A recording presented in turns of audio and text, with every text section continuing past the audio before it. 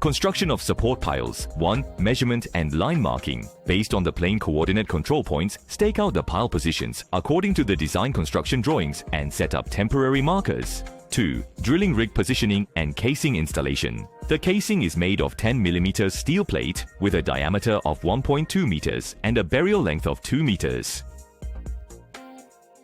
3. Drilling and cleaning the hole. Align the drill bit with the pile position, adjust the verticality of the drilling rig, and control the drilling speed and the verticality of the drill rod during drilling. After reaching the design depth, clean the hole bottom, ensuring the sediment thickness at the bottom does not exceed 100 mm. 4. Lowering the rebar cage. During the lowering process, the rebar cage must always align with the pile axis, and the pile top elevation must meet design requirements. 5. Underwater concrete pouring. Concrete is poured using a conduit, and a second cleaning of the hole should be done before pouring. The initial batch of concrete should ensure the conduit is embedded no less than 0.8 meters.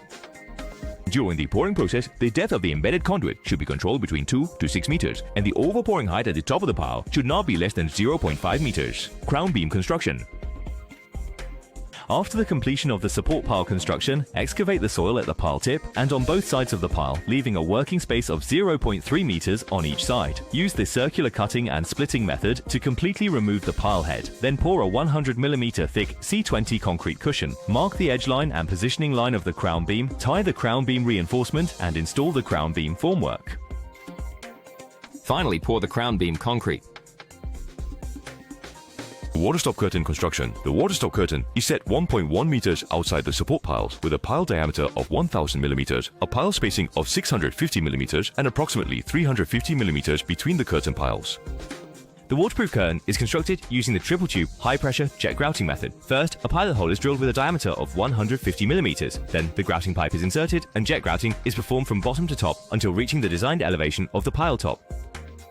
Excavation and anchor cable construction. The first layer of large area earthwork is excavated to 0.5 meters below the elevation of the first anchor cable surface. Then, using the two towers as the center, a central basin excavation method is adopted. First, all the soil in the tower area is excavated, then it spreads outward, maintaining an anchor cable working surface width of 15 meters for anchor cable construction.